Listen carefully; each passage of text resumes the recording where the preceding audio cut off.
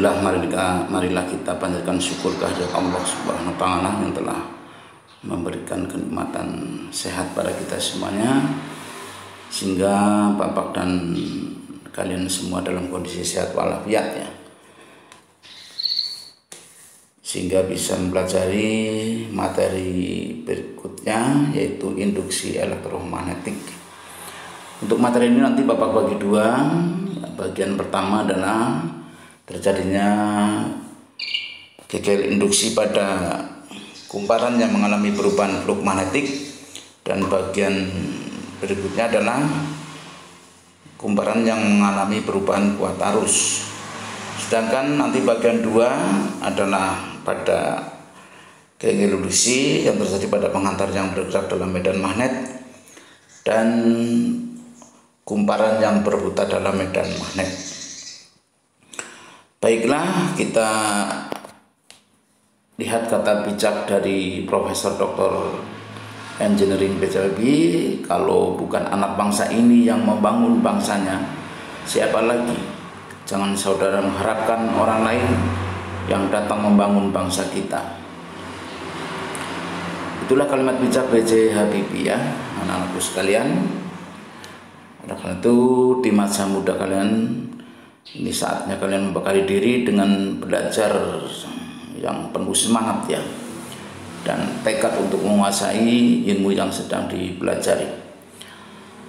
Mengingatkan kembali bagi kalian yang belum subscribe, komen dan share, silahkan subscribe, komen dan share ya. Bagi yang sudah, cukup klik like. Baiklah, kita akan langsung masuk pada materi induksi elektromagnetik bagian pertama. Oke.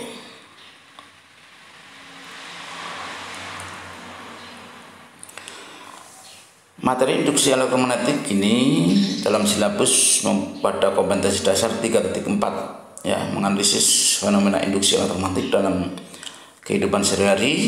Kemudian 4.4 melakukan percobaan tentang induksi elektromagnetik. Berikut presentasi halnya dalam kehidupan sehari-hari.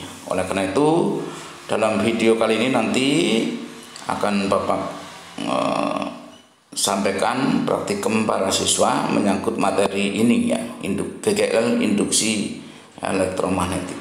Oke.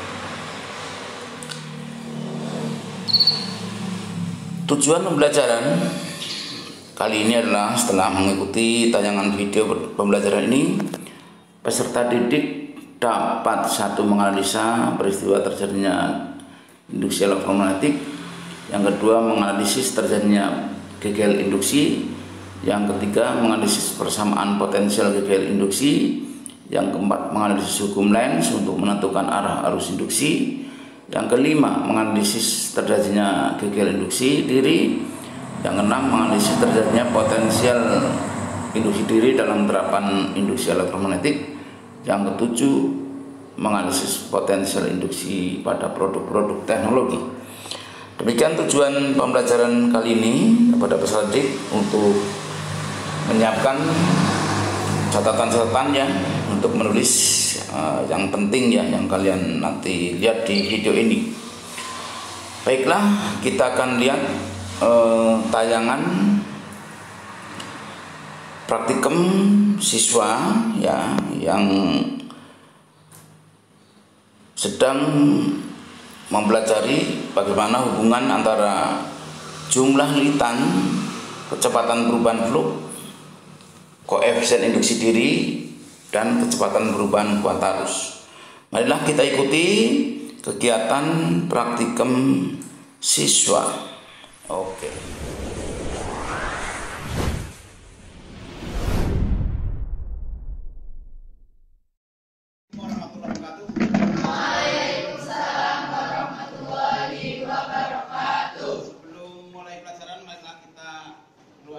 Silakan para ketua kelas untuk mengirim doa untuk mulai belajar. Siap, doa.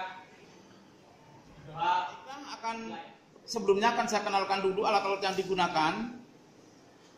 Alat yang digunakan yang pertama adalah ini namanya galvanometer ya. Galvanometer ini adalah alat yang digunakan untuk mendeteksi adanya arus. Ya, ini namanya galvanometer. Ya, kemudian yang kedua adalah magnet permanen. Ini magnet permanen ya. Ini magnet permanen. Kalian tahu bahwa kalau ada magnet maka di sekitarnya akan timbul apa? Medan magnet. Ya, di SMP sudah kalian pelajari. Kemudian nanti akan disiapkan juga berbagai kumparan ya.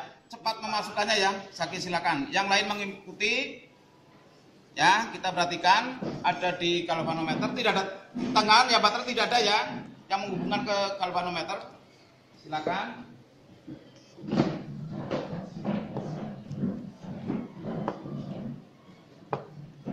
Ada gerakan jarum?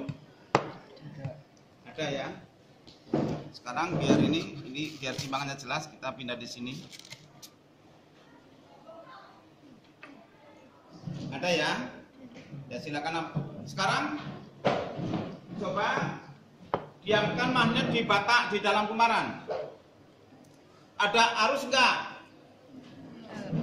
Saya tanya, ada fluk magnet enggak dalam kumparan? Tidak. Kenapa tidak ada tegangan induksi? Kenapa? Tidak ada perubahan fluk magnet yang dilengkapi oleh kumparan. Kesimpulan yang kalian ambil apa?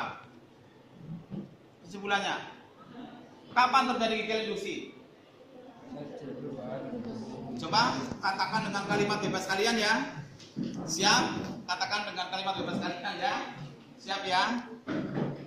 Coba Zaki, kenapa kalau magnetnya diam tidak ada kekeliruan induksi? Karena tidak ada perubahan magnet. Karena tidak ada perubahan fluk magnet. Sekarang coba lambat dan cepat waktu menarik. Lambat dulu. Simpangannya lihat. Tarik cepat. Besar mana? Besarnya. Apa kesimpulannya? Semakin cepat. Apa yang semakin cepat?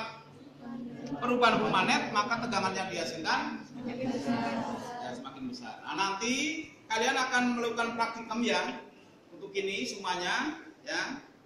Bagaimana keterpengaruhan ya. Nanti Bapak sediakan beberapa lilitan ya. Ada 300, ada 600, ada 1200, ada 12.000 ya. Kalian selidiki bagaimana pengaruh daripada jumlah lilitan, kecepatan perubahan fluk yang ada pada timbulnya GGL induksi.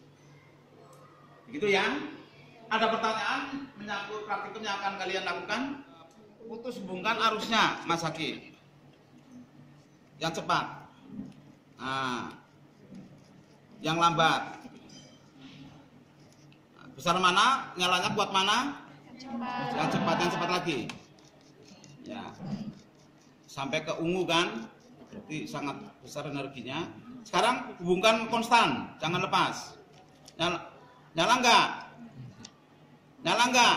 Kalau ada arus ini. Tapi begitu berubah, tarik, nah nyala dia. Inilah GGL induksi sendiri ya.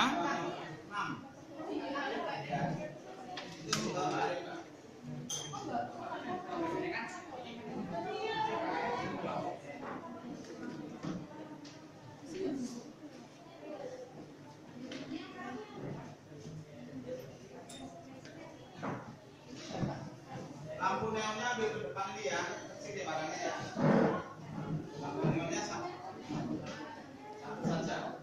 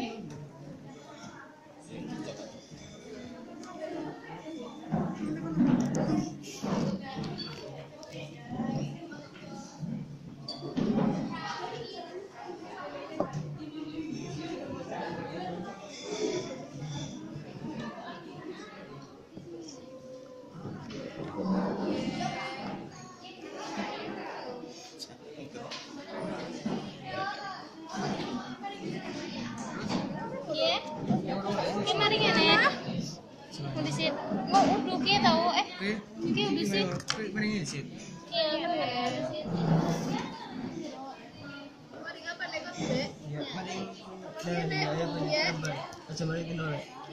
Nanti setelah kalian tahu prinsip KKI induksi, tentunya kalian yang ada di daerah masing-masing harus bisa mengaplikasikan ya, harus bisa menerapkan konsep ini menjadi teknologi tepat guna ya. nyala bro oh iya ding Orang di anu gesek.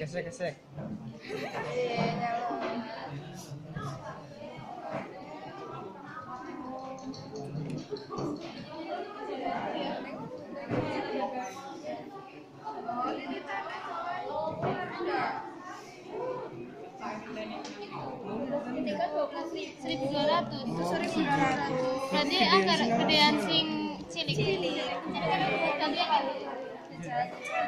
terus bro Bandung ya penting apa ya silap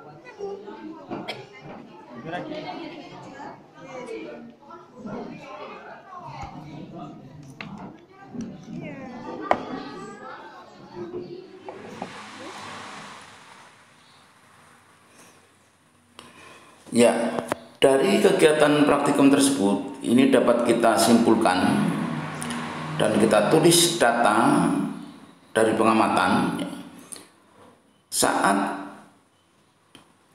besar kecepatan perubahan fluknya kecil, maka simpangan jarum galvanometer kecil. Saat kecepatan perubahan fluknya sedang, maka simpangan jarum galvanometer ini sedang. Sedangkan saat kecepatan perubahan fluknya ini cepat, maka simpangan jarum galvanometer ini juga besar ya. Nah, dari data pengamatan ini dapat disimpulkan bahwa gagal induksi pada kumparan yang mengalami perubahan fluk magnet ternyata sebanding dengan kecepatan perubahan fluk magnet ya. Oke. Kemudian saat siswa mengganti variabel bebasnya lilitan, maka dapat diperoleh data kualitatif sebagai berikut. Untuk jumlah lilitan 300, ini simpangan jarum galvanometer kecil, 600 simpangan jarum galvanometer ini sedang, dan 12.000 simpangan jarum galvanometer ini besar ya, bahkan melampaui batas alat ukur yang ada. Ini dapat diambil kesimpulan bahwa besar gagal induksi ini sebanding dengan jumlah lilitan kumparan ya. Oke. Nah, dari kegiatan praktikum tadi dapat ditarik kesimpulan sebagai berikut. 1. Gagal induksi terjadi jika ada perubahan fluk magnet yang dilengkapi kumparan. 2. Besar gagal induksi sebanding dengan kecepatan perubahan fluk magnet. 3. Besar gagal induksi elektromagnetik sebanding dengan banyaknya lilitan. 4. Besar gagal induksi diri sebanding dengan besar kecepatan perubahan kuat arus. Yang kelima, besar gagal induksi diri sebanding dengan besar koefisien induksi diri. Sehingga dari kesimpulan ini dapat dibuat rumusan ya yang menyangkut gagal induksi pada kumparan yang mengalami perubahan fluk magnet, yaitu E sama dengan negatif N kali kecepatan perubahan kuat arus ya, di mana N adalah jumlah lilitan. Nah, ini rumusan ini jika perubahan fluknya adalah diskrit ya. Jika perubahan fluknya adalah diskrit. Contoh diskrit misalnya dari 6 kali 10 pangkat negatif 3 Weber menjadi 2 kali 10 pangkat minus negatif 3 Weber. Ini contoh diskritnya. Jadi perubahannya merupakan angka-angka ya. Namun jika perubahan fluk magnetnya adalah berupa fungsi waktu, maka kalian bisa gunakan rumusan E sama dengan negatif N kali turunan daripada fungsi flux magnetik ya. Nanti dalam soal ini akan diketahui fungsi flux ya, yang tergantung pada waktu. Oke.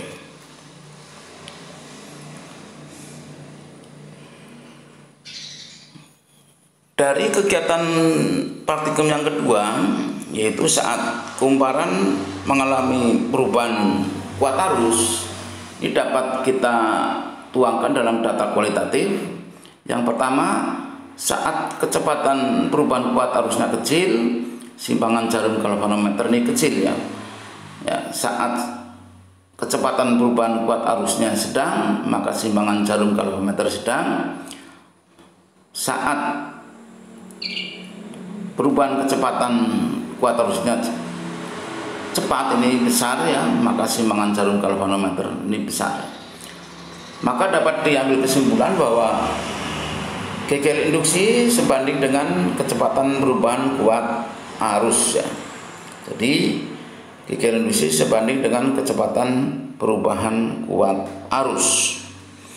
Oke.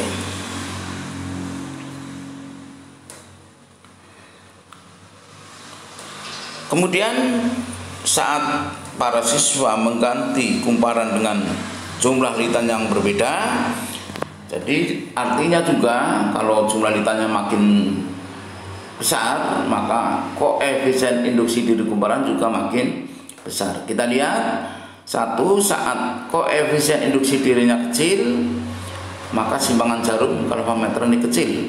Saat koefisien induksi dirinya sedang, maka simpangan jarum sedang. Dan saat koefisien induksi dirinya besar, maka simpangan jarum galvanometer ini besar. Dari data ini dapat kita simpulkan bahwa GGL induksi diri sebanding dengan besarnya koefisien induksi diri kumparan ya.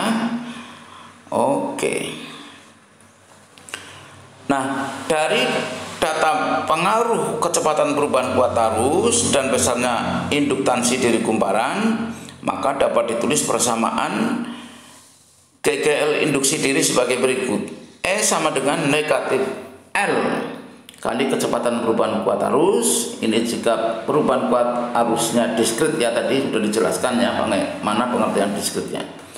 Kemudian yang kedua, E sama dengan negatif N kali kecepatan perubahan kuat arus. Ini jika kuat arusnya merupakan fungsi dari waktu ya. Nanti ada contoh soal yang bisa kalian belajar ya. Contoh soal pertama, ini contoh soal pada kumparan yang mengalami perubahan flux magnet. Di dalam kumparan 400 litan terjadi perubahan flux magnetik dari 8 kali 10 pangkat negatif 3 Weber menjadi 2 kali 10 pangkat negatif 3 Weber dalam waktu 5 milisekon. Tentukan GGL induksi yang terjadi. Nah, ini kita jawab. Pertama kita data semua besaran yang ada, yaitu N400 perubahan fluxnya dari 2 kali 10 pangkat negatif 3 menjadi dikurang 8 kali 10 pangkat negatif 3 Weber. Jadi negatif 6 kali 10 pangkat negatif 3 Weber ya. Perlu kalian ketahui, namanya perubahan adalah kondisi akhir dikurangi kondisi awal ya. Kemudian selang waktunya 5 milisekon, kalian ubah dalam sekon ya, SI ya, 5 kali 10 pangkat negatif 3 sekon.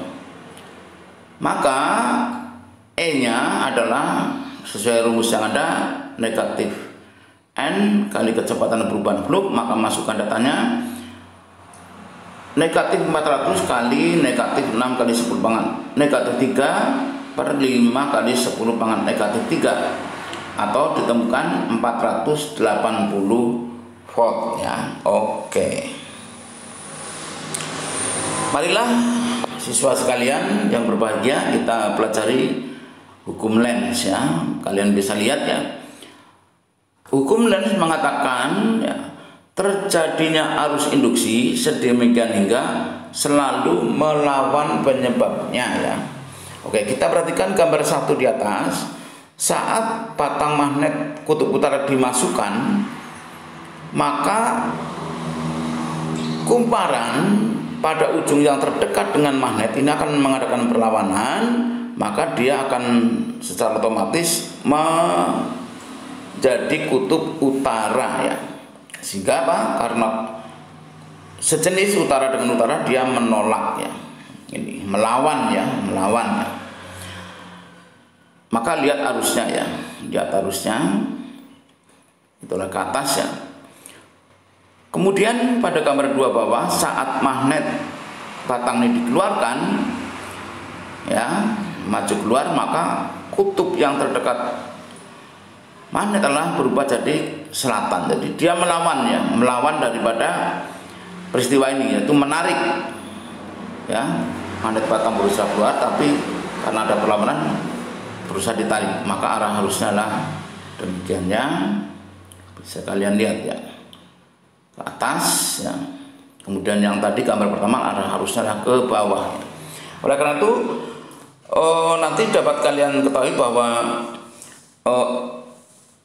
arus yang dihasilkan dari GGL induksi ini adalah bolak-balik ya. Jadi arusnya bolak-balik. Oke, ini dapat kalian lihat di peristiwa praktikum tadi ya, arusnya bolak-balik.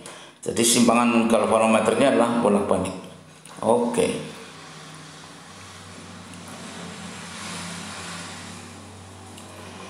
Ya, kita lihat soal 2 ya. Ini yang merupakan fungsi ya. Dalam kumparan 200 litan terjadi perubahan flux magnet menurut fungsi. Nah, ini yang fungsi ya. Flux sama dengan 2T kuadrat plus 4T min 10. Tentukan A GGL induksi dalam T, B besar GGL induksi saat T-nya 0,05 sekon ya. Oke, kita bahas karena fungsi, maka A adalah negatif N turunan dari fungsi flux magnet, sehingga negatif 200 kali hasil turunannya itu adalah 4T plus 4. Maka persamaan E dalam T adalah negatif 800T min 800. Nah, saat T-nya 0,05 sekon, tinggal kalian masukkan ya, maka negatif 800 kali 0,05 sekon min 800 ditemukan negatif 760 volt ya. Oke. Perhatikan soal 3. Di dalam kumparan dengan induktansi diri L 10 mH terjadi perubahan kuat arus dari 8 ampere menjadi 2 ampere dalam waktu 5 milisekon. Tentukan GGL induksi yang terjadi. Nah, ini adalah kumparan yang mengalami perubahan kuat arus, maka harus pakai rumusan yang sesuai ya. Data dulu, L-nya 10 pangkat negatif 2 Henry ya. Masalah tulis itu ya harusnya 10 pangkat negatif 2 Henry ya. Delta T-nya adalah negatif 6 ampere, delta T-nya 5 milisekon berubah ke sekon ya, 5 kali 10 pangkat negatif 3. Maka GGL induksi yang terjadi adalah E sama dengan negatif L kali kecepatan perubahan kuat arus sama dengan negatif 10 pangkat negatif 2 ya, L-nya ya, kali negatif 6 banding 5 kali 10 pangkat negatif 3 ditemukan berapa? Ditemukan berapa itu jadinya? Iya, kalau kalian hitung ya, kalau kalian hitung akan menghasilkan 12 volt ya, 12 volt. Oke, soal 4. Di dalam kumparan dengan induktansi diri 20 mH terjadi perubahan kuat arus menurut fungsi. Nah, ini fungsinya I-nya 10 sin 20 pt. Tentukan GGL induksi yang terjadi saat T-nya 0,05 sekon ya. Tentunya ini kalian harus tahu, paham bagaimana turunan fungsi trigonometri ya. Jawab, L-nya 20 mH, jadikan Henry 2 kali 10 pangkat negatif 2 Henry. I-nya 10 sin 20 pt. GGL induksi yang terjadi adalah karena ini fungsi ya, maka E-nya negatif L turunan daripada fungsi kuat arus ya. Maka ditemukan negatif 2 kali 10 pangkat negatif 4 ya, kali turunannya itu ya, turunannya D 10 sin 20 pt. maka dihasilkan negatif 2 kali 10 pangkat negatif 2 ya kali 200 pi cos 20 pi t ya, menghasilkan 4 pi volt ya. Oke ya, ini contoh soal yang kalian coba ya, terutama yang menyangkut fungsi-fungsi ya, harus mahir menurunkannya kalian ya. Oke. Nah, untuk tugas ini ada 4 soal ya, yang analogi daripada soal-soal latihan tadi ya. Silakan kalian kerjakan ya. Jadi wajib kalian mengerjakan, karena dengan mengerjakan kalian akan paham. I do, I understand ya. Silakan nanti kalian coba, seandainya masih ada kesulitan bisa kalian tanyakan di email Bapak. Oke. Demikian siswa semuanya ya. Semoga materi ini bermanfaat dan bisa kalian kuasai secara sempurna ya. Sehingga kalian akan siap menjadi generasi penerus bangsa ini untuk menghadapi tahun emas ya, Indonesia 2045, di mana pada saat itu kalianlah sebagai pelaku pembangunan yang siap menerima estafet untuk mengisi membangun negara kesatuan Republik Indonesia tercinta ini, sehingga sejajar dengan bangsa-bangsa lain di bidang teknologi maupun di bidang ekonomi. Kembali kita ingatkan kata bijak dari Profesor Dr. Engineering B.J. Habibie, kalau bukan anak bangsa ini yang membangun bangsanya, siapa lagi? Jangan saudara mengharapkan orang lain yang datang membangun bangsa kita. Oke, sukses semuanya. Mudah-mudahan Allah memberkahi dan meridhoi pembelajaran kali ini dan bermanfaat bagi kita semuanya.